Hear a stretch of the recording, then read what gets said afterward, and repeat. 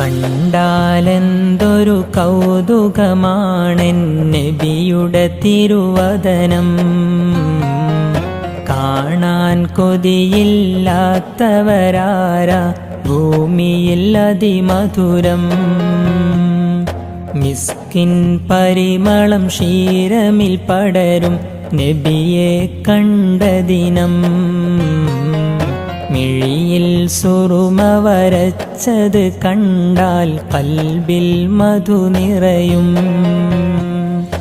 എന്നാണെൻ്റെ ഹബീബേ നിത്യം കൂട്ടിനണഞ്ഞിടുക,